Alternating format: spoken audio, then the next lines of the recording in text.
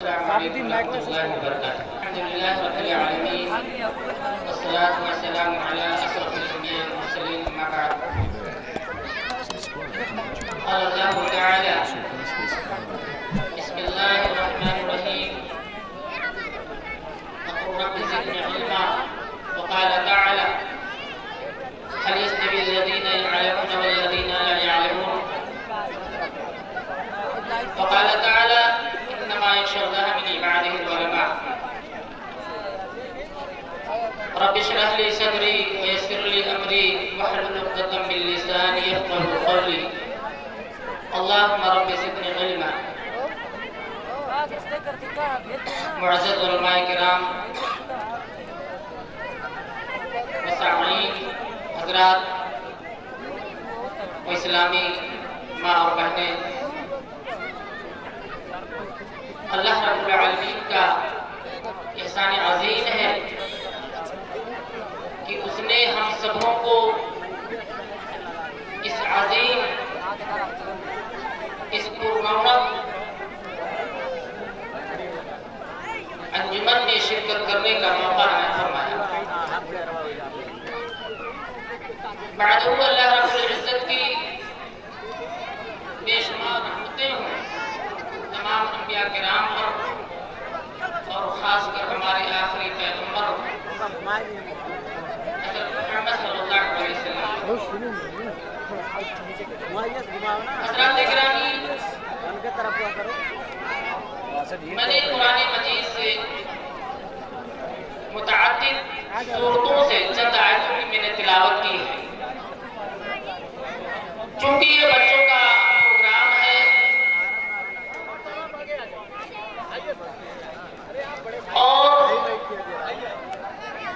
آج ہر بشر یہ جانتا ہے کہ جو بے بہا، جو قیمتی چیز ہوتی ہے اس کو حفاظت سے رکھا جاتا ہے، وہ اپنی نگرانی میں ہوا کرتی ہے، کہیں اس میں کچھ قذافت نہ آ جائے، کہیں وہ ٹوٹ نہ جائے۔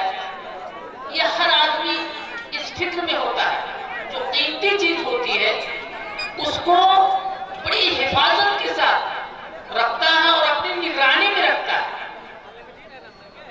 خواہ وہ امیر آدمی ہو یا غریب آدمی ہو، جو بھی جس مرتبے کا ہوتا ہے وہ اپنی جو قیمتی چیز ہوتی ہے اس کی حفاظت کرتا ہے۔ تو اللہ رب العالمین نے جتنی نعمتیں انسانوں کو عطا کی ہے، ان ساری نعمتوں میں جو سب سے بے بہا، جو سب سے قیمتی چیز ہے وہ اولاد ہے۔ آپ کی وہ اولاد آپ کے لیے باعث نجات ہے۔ جب تک وہ اولاد آپ کے لیے دعائے خیر وہ اولاد کرتی رہے گی، یقیناً آپ کے مر جانے کے بعد بھی آپ کو اس کا اجر ملتا رہے گا۔ جیسا کہ صحیح مسلم کی روایت ہے، اللہ کے نبی صلی اللہ علیہ وسلم نے ارشاد فرمایا: اذا مات ابن آدم انقطع عمله الا من ثلاثة: صدقة جاریہ او علم ينتفع به او ولد صالح يدعو له۔ یعنی انسان کے مر جانے کے بعد عمل کا سلسلہ ختم ہو جاتا ہے، مگر تین چیزوں کا اجر اسے مرنے کے بعد ہی ملتا رہتا ہے۔ اور اس میں تین چیزیں کیا ہیں؟ ایک صدقہ جاریہ۔ صدقہ جاریہ میں مثلا آپ نے مسجد کی تعمیر کرا دی، مسجد کے تعمیر میں آپ نے حصہ لے لیا، آپ نے مدرسے کی تعمیر کرا دی، مدرسے میں آپ نے حصہ لے لیا، آپ نے مدرسے کی زمین اللہ کے راستے میں وقف کر دیا۔ لیکن آج ایک بہت بڑا المیہ ہے، یہ افسوس کے ساتھ کہنا پڑتا ہے کہ آج یہ قوم اس چیز میں پیچھے ہے، اسے کیا نام ہے، مغربی تہذیب، تمدن، مغربی تعلیم کے لیے اپنے بچوں کو طرح طرح سے کیا نام ہے اس کی پرورش کرنا، اس کے پیچھے بے بہا پیسہ خرچ کرنا، یہ آج ہمارا آپ کا یہ کیا نام ہے مشن ہے. اور دینی تعلیم کے لیے آج بھی صرف یہ سمجھتے ہیں کہ اگر فری میں ہو جاتا تو بڑا اچھا ہوتا. ایسا نہیں ہونی چاہیے. یہ صدقہ جاریہ ہے. اگر آپ نے مدرسے کے لیے اگر آپ نے ایک بالغ زمین وقف کی ہے تو یقین مانیے تا قیامت آپ کو اس کا اجر ملتا رہے گا. اگر آپ نے مدرسے کی تعمیر میں، مسجد کی تعمیر میں یا کسی یتیم کے مکان بنانے کی تعمیر میں آپ نے اگر 1 روپیہ خرچ کیا ہے، یقیناً وہ آپ کے لیے صدقہ جاریہ ہوگا اور مرنے کے بعد بھی آپ کو اس کا اجر ملتا رہے گا. گویا کہ آپ نیکیوں کا کام کر رہے ہیں جبکہ آپ قبر میں ہیں. انسان کے مر جانے کے بعد عمل کا سلسلہ ختم ہو جاتا ہے، لیکن 3 ایسی چیزیں ہیں جس کا اجر، جس کا ثواب اس کے مر جانے کے بعد اس کو ملتا رہتا ہے. اس میں سے پہلی چیز صدقہ جاریہ ہے. صدقہ جاریہ میں جیسے کہ میں نے بتایا مسجد کی تعمیر، مدرسے کی تعمیر یا کسی یتیم کی گھر کی تعمیر یا کوئی اور کار خیر آپ نے کیا، سب صدقہ جاریہ ہے. اور دوسری چیز اللہ کے نبی صلی اللہ علیہ وسلم نے فرمایا کہ نفع بخشل. اگر آپ نے اپنے بچوں کو اچھی تعلیم دلائی ہے، دینی تعلیم دلائی ہے تو یہ نفع بخش تعلیم ہے. یا آپ کے مر جانے کے بعد بھی اس کا اجر آپ کو ملتا رہے گا. آپ کی اولاد یا آپ نے خود کسی کتاب کی تصنیف کی ہے، کوئی کتاب آپ نے لکھ دی جس سے لوگ فائدہ اٹھا رہے ہیں، یہ تا قیامت آپ کو اجر ملتا رہے گا. اور اس کے بعد میں اللہ کے نبی صلی اللہ علیہ وسلم نے فرمایا او ولد صالح يدعو له، نیک اور صالح اولاد. لیکن نیک اور صالح اولاد کیسے ہم بنائیں، کیسے ہم اس کی حفاظت کریں، اس پر کسی نے غور کیا؟ ہم نے کبھی غور نہیں کیا. ہم دنیا کے سمیٹنے میں، دنیا کے بنانے میں ہم نے دنیا کو اخروی زندگی پر ترجیح دی ہے. ورنہ کیا نام ہے ہمیں اس کی فکر ہوتی کہ ہم اپنی اولاد کو کیسے صالح بنائیں، کیسے نیک بنائیں جو ہمارے لیے صدقہ جاریہ ہو جائے.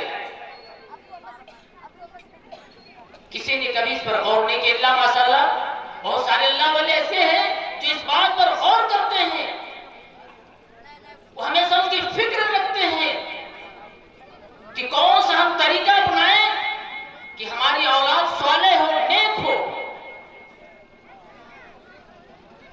ہمارے اسلاف دعا کیا کرتے تھے؟ رب ہب لی من الصالحین. انبیاء کرام نے دعا کی ہے، نبیوں نے دعا کی ہے صالح اولاد کی. اور آج ہم میں اس کی کوئی فکر نہیں. جب آپ دین سے وابستہ رہیں گے، اپنی اولاد کو اس سے منسلک کریں گے، دینی تعلیم سے روشناس کروائیں گے، دینی تعلیم دلوائیں گے، یقین مانیے وہ آپ کا بچہ صالح ہوگا انشاءاللہ. یہ سیورلی کنفرم ہے، اس میں کوئی شک کی بات نہیں. لیکن اگر آپ نے ماڈرن کی تعلیم دلائی ہے تو اس کی امید مت رکھیے کہ آپ کے لیے صدقہ جاریہ بن جائے گا. کیونکہ ماڈرن جو ہوتی ہے، جو ماڈرن چیز ہوتی ہے وہ مضبوط نہیں ہوتی ہے.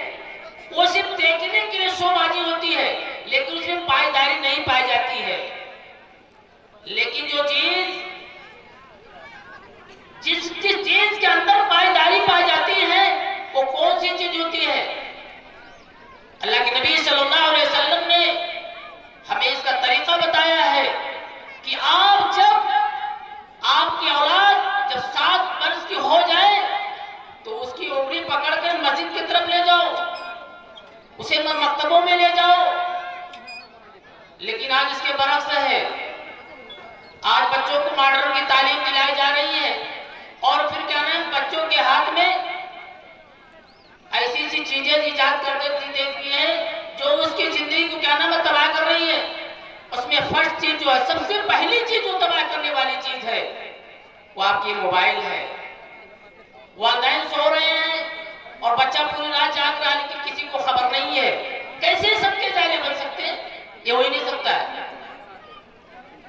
اللہ کے نبی صلی اللہ علیہ وسلم نے فرمایا، متفق علیہ کی روایت ہے، وعن ابن مسعود رضی اللہ عنہ قال قال رسول اللہ صلی اللہ علیہ وسلم لا حسد الا فی اثنتین، رجل اتاه الله مالا فسلط ولا على الطيف له، ورجل اتاه الله الحكمة فهو يقضي بها ويعلمها.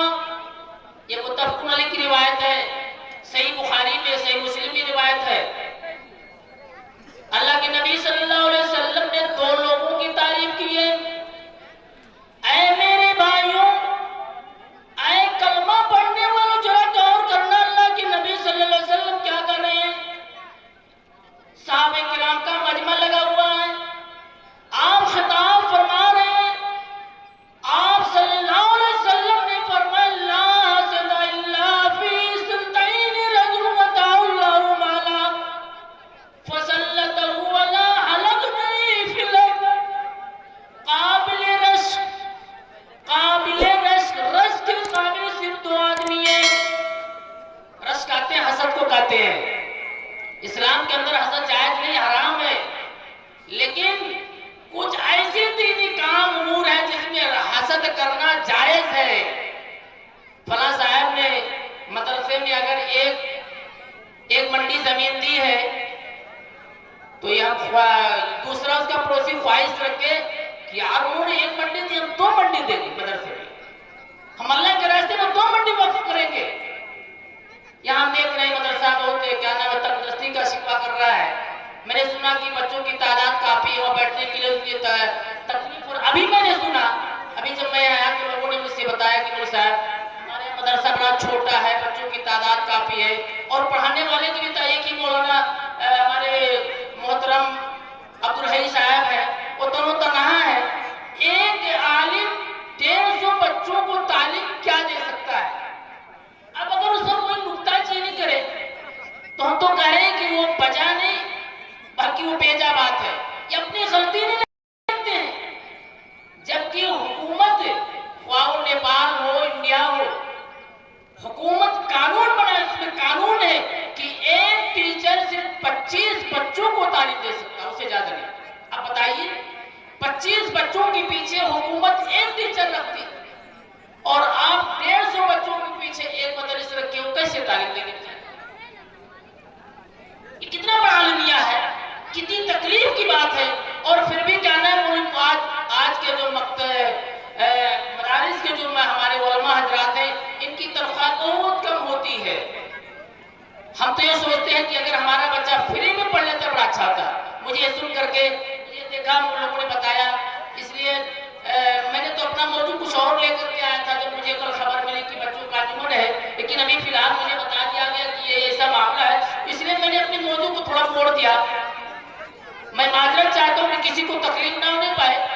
یہ دیکھیں اس میں کل قیامت کے دن ان حضرات کی گرفتاری ہوگی جن کو اللہ نے طاقت دی تھی، وسعت دی تھی، اس بات پر اللہ نے اتنا نوازا تھا کہ وہ مدرسے کے لیے زمین وقف کر سکتے تھے، مدرسے کی تعمیر کروا سکتے تھے، لیکن ہوتے ہوئے بھی انہوں نے اپنی مٹھی کو بند رکھا تھا. تو کل قیامت کے دن وہی مال ان کے لیے باعث عذاب بن جائے گا. اللہ کے نبی صلی اللہ علیہ وسلم نے فرمایا لا حسد الا فی اثنتین، قابل رشک صرف دو آدمی ہیں. پہلا وہ آدمی جس کو اللہ رب العالمین نے مال عطا کیا، وہ امیر ہو گیا، گاؤں کا چودھری بن گیا.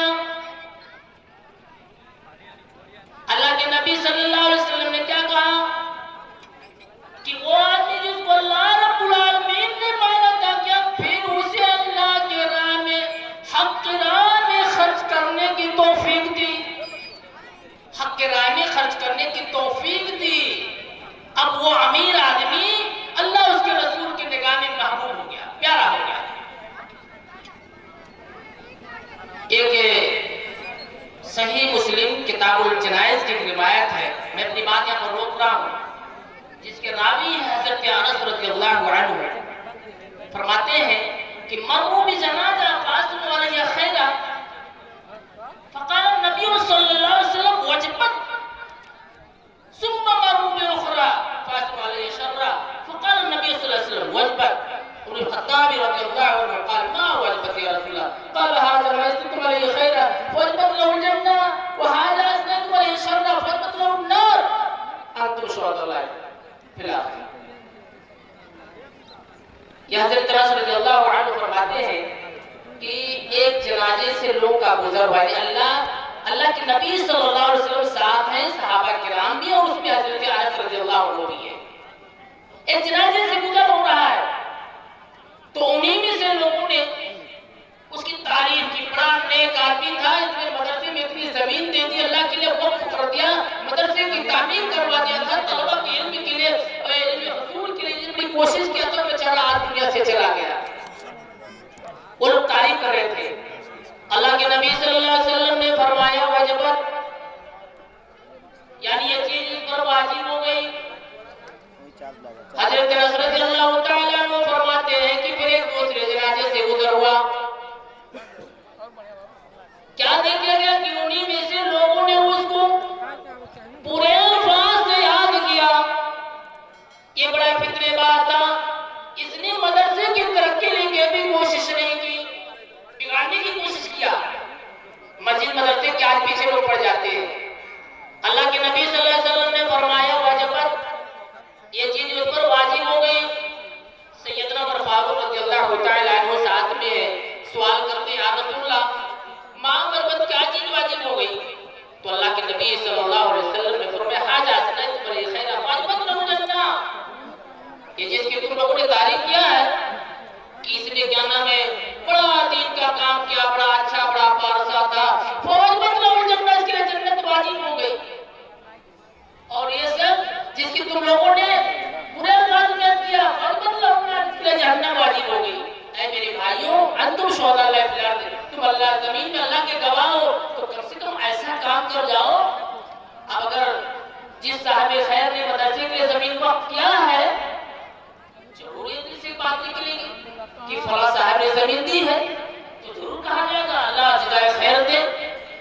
ہر کوئی کہے گا جو بھی مدرسے کی تعمیر کے لیے مدرسے کی زمین اللہ کے راستے میں وقف کرتا ہے ضرور سے لوگ سوال کریں گے یہ زمین کس نے دیا؟ فلاں صاحب نے دیا, اللہ کے پیارے ہوئے. تو کیا کہا جاتا ہے جزاک اللہ, اللہ تعالیٰ نے ان کی لغزشوں کو معاف سے قبول فرمائے. اب بتائیے اتنا بڑا اجر ان کو ملا اور آج کیا نام ہے ہمارے پاس ہوتے ہوئے بھی اور ہم اپنی مٹھی کو بند کر رہے ہیں. تو یہ نقصان دہ ہے. جس کو اللہ جتنا توفیق دے, طاقت دے, اتنا دین کے کام میں چڑھ بڑھ کر کے حصہ لینا چاہیے. کیونکہ آپ ایک افسانہ بن کے رہ جائیں گے, تاریخ آپ کی بڑھ کے رہ جائے گی. جیسے آپ اپنے کیا نام ہے دادا پردادا کو آپ دیکھ رہے نہیں دیکھ رہے, کوئی نہیں ہے. ہماری مجلس میں سب چلیں گے, مٹی کی زمین کے تلے سب چلیں گے زمین میں, ایسے آپ بھی چلے جائیں گے. کوئی دوسرا اگر میں قابل ہوگا تو کم سے کم ایسی زندگی میں کام کر کے جائیں تاکہ آپ کے لیے صدقے جاریہ بن جائے, ادگار ہو جائے. کل میدان محشر میں یہ مدرسہ اس کے لیے گواہی دے گا. ایک اس نے دیا مدرسے کے اندر تو کل قیامت کے دن اس کے حق میں گواہی دے گا. مسلمانوں تو ایسا کام کر کے جاؤ تاکہ مرنے کے بعد لوگ یاد کریں کہ فلاں صاحب تھے, بڑا اچھا کام کر کے گئے, ہمارے بچوں کی تعلیم کا انتظام کر کے گئے. یہ انشاءاللہ تا قیامت ان کو اجر ملتا رہے گا. بہرحال یہ بچوں کا انجمن ہے. ایک حدیث ترمذی کی ایک روایت ہے, اللہ کے نبی صلی اللہ علیہ وسلم نے فرمایا کہ لن يسبع مومن من خیر حتی یکون منتہاہ الجنہ. یا اللہ, یہ ترمذی شریف کی روایت ہے. اللہ کے نبی صلی اللہ علیہ وسلم کیا فرماتے ہیں کہ مومن کبھی بھلائی کبھی خیر کام کرنے سے وہ کبھی آسودہ نہیں ہوتا، وہ بڑا حریص ہوتا ہے۔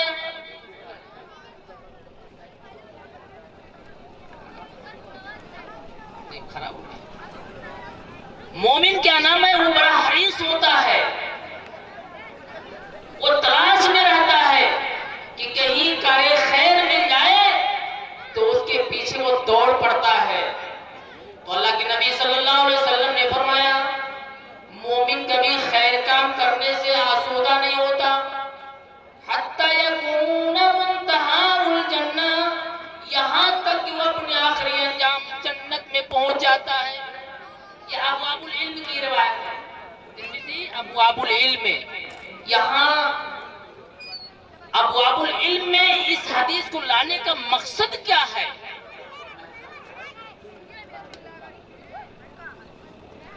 اس لیے ابواب العلم میں اس حدیث کو بیان کرنے کا مطلب مقصد کیا ہے؟ یعنی جتنے کارے خیر ہیں سارے کاموں میں سب سے افضل کام علم سیکھنا اور سکھانا ہے۔ اس سے زیادہ کارے خیر کوئی کام نہیں ہے۔ اللہ کے نبی صلی اللہ علیہ وسلم فرمایا، صحیح بخاری کی روایت ہے کہ خیرکم من تعلم القرآن وعلمہ، تم میں سب سے افضل سب سے بہتر وہ ہے جو قرآن سیکھے اور سکھلائے۔ یعنی قرآن سیکھنا سکھلانا یہ بہت ہی افضل کام ہے، لیکن آج ہمارے بھائی یہ قرآن ایک ایسی کتاب ہے، ایک ایسی جامع آسمانی کتاب ہے، ایسی پاکیزہ کتاب ہے کہ جس کے پڑھنے پر ہر حرف پر اللہ رب العالمین نیکیاں عطا فرماتا ہے۔ اور قرآن کریم کے پڑھنے کا بار بار حکم دی کیا گیا ہے، اقرؤوا القرآن فإنہ یأتی۔ قرآن کریم کو خوب پڑھو، اس لیے کہ کل قیامت کے روز اپنے پڑھنے والوں کے لیے یہ سفارشی بن کر کے آئے گا۔ جو دنیا کے اندر قرآن کریم کی تلاوت کیا کرتے ہیں، اب کیسے تلاوت؟ جب آپ کا بچہ ماڈرن میں پڑھ رہا ہے، ماڈرن اسکول میں پڑھ رہا ہے، اسے دینی تعلیم کا پتہ ہی نہیں ہے، قرآن کریم کے وہ تجوید جانتا ہی نہیں ہے، اعراب اسے پتہ ہی نہیں ہے، وہ کیسے قرآن کریم پڑھے گا؟ کیسے آپ کے لیے سب کے جارے پڑھے گا؟ آپ خود فیصلہ کیجئے۔ اللہ کے نبی صلی اللہ علیہ وسلم نے فرمایا، متفق علیہ کی روایت ہے، ماں عائشہ صدیقہ رضی اللہ تعالی عنہ بیان کرتی ہیں کہ اللہ کے نبی صلی اللہ علیہ وسلم نے فرمایا کہ یؤتی یوم القیامہ بالقرآن وَالَّذِينَ كَانُوا يَعْمَلُونَ بِهِ فِي الدُّنْيَا تَقْدُمُ سُورَةُ الْبَقَرَةِ وَآلِ عِمْرَانَ تُحَاجَّانِ صَاحِبِهِمَا، یعنی جو دنیا کے اندر قرآن کریم کی آیتوں کی تلاوت کرتے ہوئے آیتوں پر عمل کرتے ہیں، جب کل قیامت کے دن اللہ رب العالمین قرآن کو اس کے پڑھنے والوں کو حاضر کرے گا تو یہ سورہ بقرہ سورہ آل عمران اس کے آگے آگے ہوں گے۔ اور آپ کا بچہ سورہ فاتحہ نہیں پڑھنا جانتا، آپ کیسے بتائیے یہ کیسے آپ کے لیے صدقے جاریہ ہوں گے؟ اس لیے ضرورت اس بات کی ہے کہ ہم خود قرآن کریم کو پڑھیں اور اپنے بچوں کو اس کی تعلیم دلانے کی کوشش کریں۔ آج ہمارے دیہاتوں میں یہ بات بڑی مایوب بات سمجھی جاتی ہے کہ عمر دراز اگر ہم تو جا کر کہیں مولوی صاحب کے پاس بیٹھ کر قرآن کریم سیکھیں۔ صحابہ کرام کی تاریخ کو دیکھیے، 70 سال کی عمر میں 80 سال کی عمر میں ایمان لاتے تھے، پھر وہ کیا نام ہے جو صحابہ پڑھے لکھے ہوتے تھے ان کے پاس بیٹھ کر کے رسول پاک صلی اللہ علیہ وسلم کی خدمت میں حاضر ہو کر کے اپنا وقت نکال کر کے قرآن کریم کو سیکھتے تھے، قرآن کریم کو سیکھتے تھے۔ وہ ہمارے لیے نمونہ آئیڈیل ہیں۔ ہم کو بھی چاہیے، گرچہ ہم کسی مجبوری کی بنیاد پر مکتب نہیں جا سکے یا مکتب کی کمی تھی، تو آج اللہ نے اگر اس بات کی توفیق دے رکھی ہے کہ الحمدللہ آج ہر گاؤں میں ایک تو حفاظ کرام موجود ہیں، ان سے رابطہ رکھیے، ان سے قرآن کریم سیکھیے۔ اگر آپ نے کوشش نہیں کی ہے، یہ آپ کنفرم جان لیجئے کل قیامت کے دن آپ کو کوئی معمولی بات نہیں ہے کہ بس یوں ٹال دیں گے کہ کیا نہ مجھے موقع نہیں مل پاتا کھیتی باڑی کرنے سے. ایسا نہیں کرنے سے کوئی یا آپ کے لیے کوئی دلیل نہیں ہوگی. قرآن کو سیکھیے اور اپنے بچوں کو سکھلائیے, تب تو آپ کے لیے خیر ہے. اور قرآن کریم جس گھر میں تلاوت ہوتی ہے, یا اللہ اس کا کیا پوچھنا. آپ کو صحیح مسلم کی روایت ہے, صحیح مسلم کی ایک روایت ہے جس کے راوی حضرت ابو سعید خدری رضی اللہ تعالیٰ عنہ بیان کرتے ہیں حضرت وسید بن حضیر رضی اللہ تعالیٰ عنہ کو واقعہ. یا اللہ بڑا عجیب و غریب واقعہ. وہ واقعہ کیا ہے یہ بیان کرتے ہیں حضرت ابو سعید خدری رضی اللہ عنہ کہ حضرت وسید بن حضیر رضی اللہ تعالیٰ عنہ ایک رات اپنے گھر میں بیٹھ کر کے قرآن کریم کی تلاوت کرتے اور قریب میں ان کا گھوڑا کیا نام بندھا ہوا تھا. بالکل ایسے پڑھ رہے تھے, گھوڑا بندھا ہوا. ان کی اچانک اپنے گھوڑے پر نگاہ گئی تو کیا دیکھ رہے, گھوڑا کیا نا بھٹک رہا, اچھل رہا ہے ایسے. تو انہوں نے کوئی خاص غور نہیں کیا, پھر یہ قرآن کریم کو پڑھنے لگے. اچانک جب ان کی نگاہ پھر گئی اس کی طرف تو دیکھ رہے گھوڑا. ان کو تیسری بار یہ خیال آیا کہ میرا بیٹا یحییٰ اس کے گھوڑے کے پاس سویا ہوا کہ ایسا اس کو کچل دے. یہ گئے وہاں باہر نکلے تو کیا دیکھ رہے ہیں کہ ان کے سر کے اوپر ایک بجلی کا ٹکڑا ہے چھوٹا سا, اور اس میں کچھ چراغوں کی طرح چل رہا ہے. رفتہ رفتہ وہ بجلی اوپر کی طرف اٹھتے کہ آنکھوں سے اوجھل ہوگی. یہ بڑا عجب منظر لگا. یہ صبح اللہ کے نبی صلی اللہ علیہ وسلم کی خدمت میں حاضر ہوتے ہیں. یا رسول اللہ, رات میرے ساتھ ایسا واقعہ پیش آیا, میں قرآن کریم کی تلاوت کرتا تھا, میری نگاہ اچانک میرے گھوڑے پر گئے جو میرے قریب بندھا ہوا تھا. کیا دیکھ رہا ہوں کہ گھوڑا اچھل رہا, بھی دیکھ رہا ہے. اللہ کے نبی صلی اللہ علیہ وسلم نے فرمایا کہ وسید تم قرآن پڑھتے رہتے کیا رسول اللہ؟ میں دوبارہ پڑھنا شروع کیا, کیا دیکھ رہا ہوں پھر میرا گھوڑا بھی دیکھ رہا ہے. اللہ کے نبی نے فرمایا وسید تم قرآن کریم کو پڑھتے رہتے. وہ فرماتے ہیں کہ یا رسول اللہ مجھے اس بات کی فکر ہوئی کہ میرا بیٹا یہ اس کے پاس سویا ہوا تھا, مجھے غم لاحق ہو کہ کیسا نہ میرے بیٹے کو کچل دے. اللہ کے نبی صلی اللہ علیہ وسلم نے فرمایا کہ وسید پڑھتے رہتے. انہوں نے کہا یا رسول اللہ مجھے خوف ہوا, میں باہر گیا تو کیا دیکھ رہا ہوں کہ ایک بجلی کا ٹکڑا جو میرے سر کے اوپر ہے اور اس میں کچھ چراغوں کی طرح روشنی ہے. پھر رفتہ رفتہ میری آنکھوں سے اوجھل ہو گیا. اللہ کے نبی صلی اللہ علیہ وسلم تلک الملائکۃ کانت تستمع لک, وہ فرشتے تھے جو تمہارے قرآن کریم کی قرأت کو سننے کے لیے آئے ہوئے تھے. اگر تم اسے صبح تک پڑھتے رہتے تو اور لوگ بھی انہیں دیکھ لیتے, وہ کسی سے چھپے نہ ہوتے. آج بھی فرشتوں کا نزول ہوتا ہے. جن گھروں میں قرآن کریم کی تلاوت ہوتی ہے آج بھی رحمت کے فرشتوں کا نزول ہوتا ہے. آپ تو ہم تو دیکھتے نہیں اپنی نگاہوں سے, لیکن ہمارا ایمان ہے کہ آج بھی رحمت کے فرشتے اس گھروں میں آتے ہیں جس گھروں میں کیا نام ہے قرآن کریم کی تلاوت ہوتی ہے. اور پھر اس گھر سے شیاطین بھی فرار ہو جاتے ہیں, رائے فرارت کر لیتے ہیں. جس گھر میں قرآن کریم کی تلاوت ہوتی ہے اور جس گھر میں قرآن کریم کی تلاوت نہیں ہوتی ہے شیطان بڑا خوش ہوتا, آؤ بڑا اچھا مکان مل گیا, بڑا اچھا گھر مل گیا ہے. تو میرے بھائیوں آپ اپنے بچوں کو دینی تعلیم دلائیے, انہیں کم از کم قرآن کریم کی اچھی تعلیم دلانے کی کوشش کیجیے. میں تو بار بار جہاں بھی میں جاتا ہوں یہ بات کہتا ہوں کہ ہر مکتب میں ایک حافظ کا ہونا, حافظ قرآن کا ہونا بہت ضروری ہے, بہت ہی ضروری ہے.